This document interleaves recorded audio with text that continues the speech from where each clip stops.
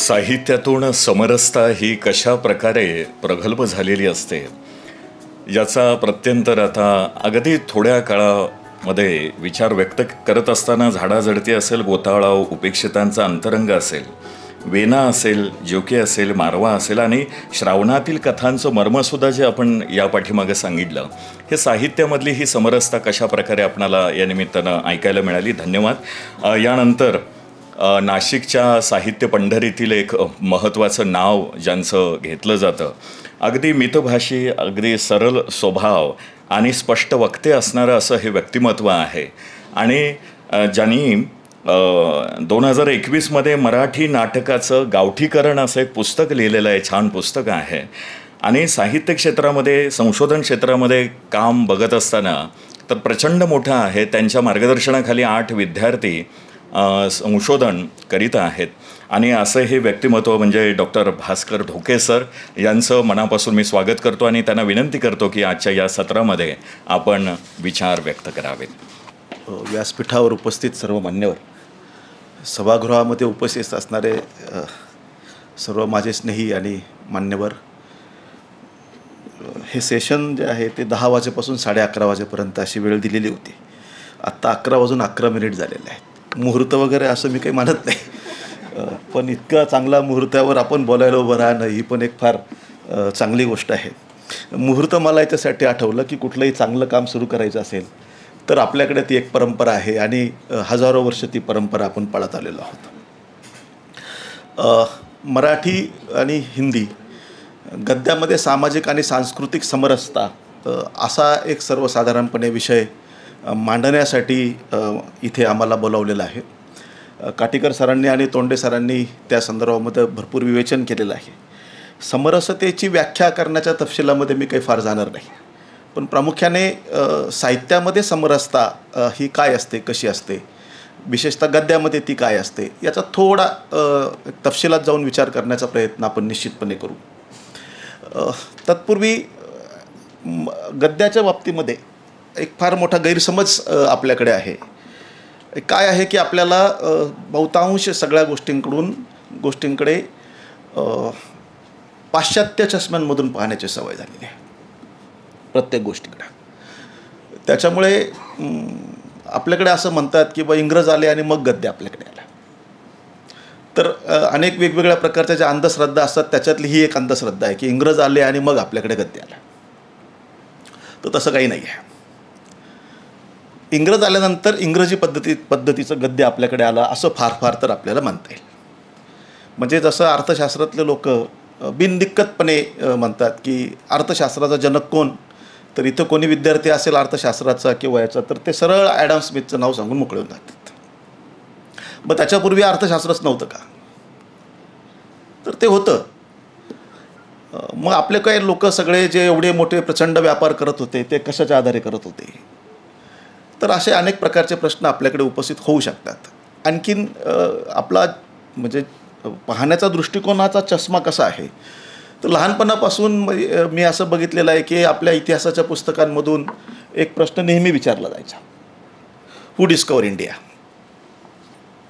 आणि त्याचं टिपिकल उत्तर आपल्याला ठरलेलं की Vasco the gamma discover India.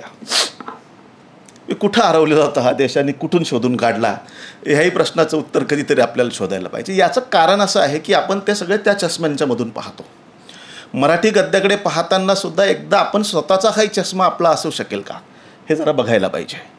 मी थोडा त्या चष्म्यातून पाहण्याचा प्रयत्न करतो आहे.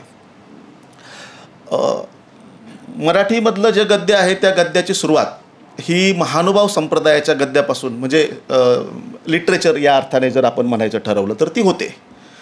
आता एका अर्थाने तुम्ही संपूर्ण भारतीय साहित्याचा एकत्रितपणे जर विचार करायचा ठरवलं तर आपल्याला असं लक्षात येईल की महानुभाव संप्रदायाला किंवा महानुभाव साहित्याला आपण मराठी गद्य असं म्हणत असलो तरी एका अर्थाने ते भारतीय गद्य आहे. हे आपण नीट समजून घेतलं पाहिजे. आता त्यामधून काय आपल्याला बघायला मिळतं, तर गद्याच्या बाबतीमध्ये टॉल्स्टॉयने जी व्याख्या केली आहे ती फार होती. अर्थात नॉव्हेलच्या संदर्भामध्ये जरी केली असली तरी ती सगळ्याच गद्याला लागू होईल. तो असं म्हणतो की काय हे नॉव्हेल, तर it is documentation of time. हे काळाचा एक दस्तावेज असतो. आणि त्या अर्थाने तुम्ही संपूर्ण लीळाचरित्र जर बघितलं तर लीळाचरित्र हे त्या काळाचा एक अत्यंत उत्कृष्ट अशा प्रकारचा दस्तावेज आहे. काय नाही आहे त्याच्यामध्ये? तर आत्ता आपल्याकडे असं बघायला मिळतं की ते लग्नांच्या ज्या विधी आता आल्या आहे, विशेषतः महाराष्ट्रामध्ये ते उत्तरेकडून आणि चित्रपटांच्या याच्यामधून संगीत नावाची एक गोष्ट सुरू झाली आहे, बरोबर आहे की नाही? तर ते काही आत्ता नव्याने आले असं मानण्याचं काही कारण नाही. महदंबेचे ढवळे हे लग्नाच्या अगोदर म्हणण्याचे गाणे आहेत. म्हणजे संगीताची परंपरा आपल्याकडे पूर्वीपासून होती, ती वेगवेगळ्या रूपं बदलत बदलत येताना पाहायला मिळते. फक्त आपण त्या चष्म्यातून त्याच्याकडे बघितलं की आपल्याला आपल्या सावल्या कुठपर्यंत पसरलेलं आहे हे पाहता येतं. असा तो भाग आहे.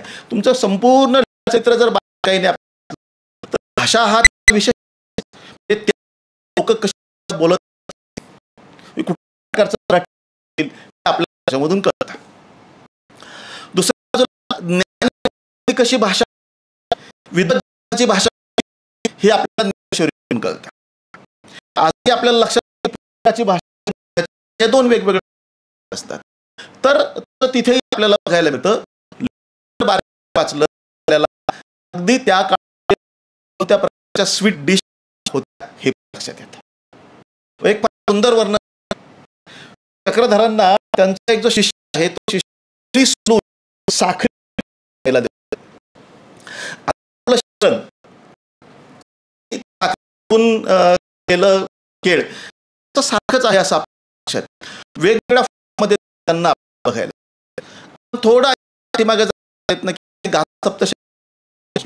सप्तशती गद्य नाही, पण सुद्धा सप्तशती तुम्ही सलग वाचलं एकत्रित आपल्याला असं लक्षात येईल की त्याच्यामध्ये जो कालखंड आहे त्या कालखंडाचा एक सलग इतिहास उभा राहतो. असलं ते तत्कालीन स्त्रियांचं जीवन काय आहे त्याची गोष्ट आपल्याला कळते. थोडं मी आपल्याला सांगतो की मध्ये सगळे पाहण्याचा दृष्टिकोन काय. एक फार 4 ओळी आहेत. 4 ओळींचा मी मराठीमधला तर्जुमा करतो. हे असं आहे की 3 वर्षांची जी मुलगी तिला आंघोळ आणि आंघोळ ती मुलगी असते आणि एकदम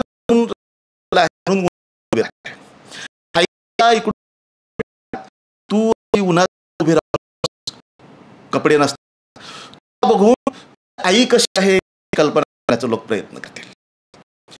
त्यांना की हे गाथा क्षेत्रातलं मी सांगतो आहे याचा स्त्रिया पाहण्याचा तेव्हा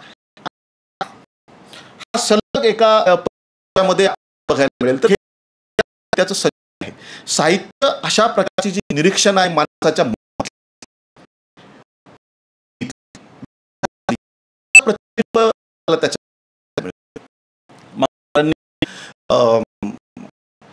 पर्यटनचा मोठ्या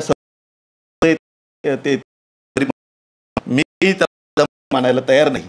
ते प्रचारासाठी निर्माण झालेलं तरी सुद्धा पद्धत त्याची मांडणी केली आहे.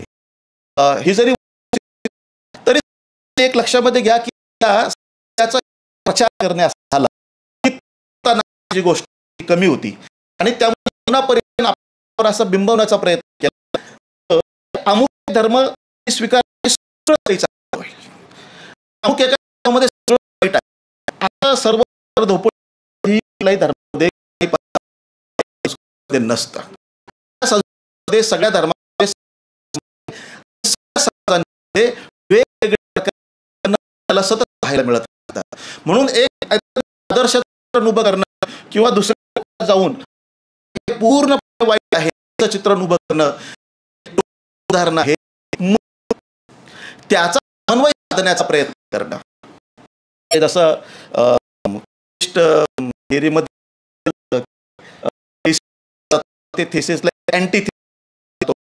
त्याच्या सिंथेसिस म्हणजे काय मार्क्स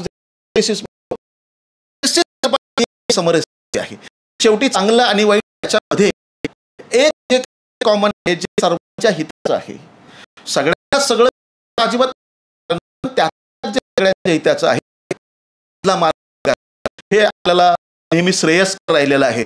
आणि आपण सगळ्यांकडे आलो आपल्याला मार्ग बघायला मधला मार्ग पुन्हा तुम्ही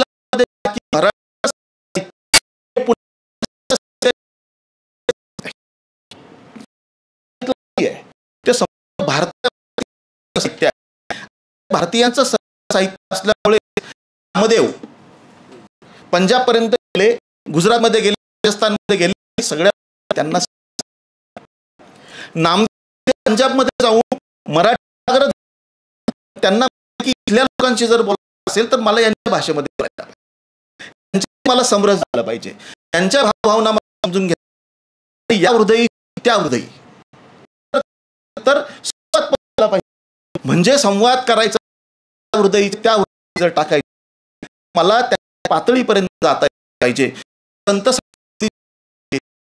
पुढे साहित्य मोठ्या प्रमाणात बघायला आता इतका पट आहे त्याच्यामध्ये जाऊन फार आता नाही, म्हणजे इतक्या कमी वेळा, पण तरी काही मध्ये घेता. मग साने गुरुजींचा केला आजही मधला उत्कृष्ट जर म्हटलो आपण तो गुरुजी, या कारणासह साने गुरुजींच्या भारतवाद DNA आहे. वेगवेगळ्या विशेषण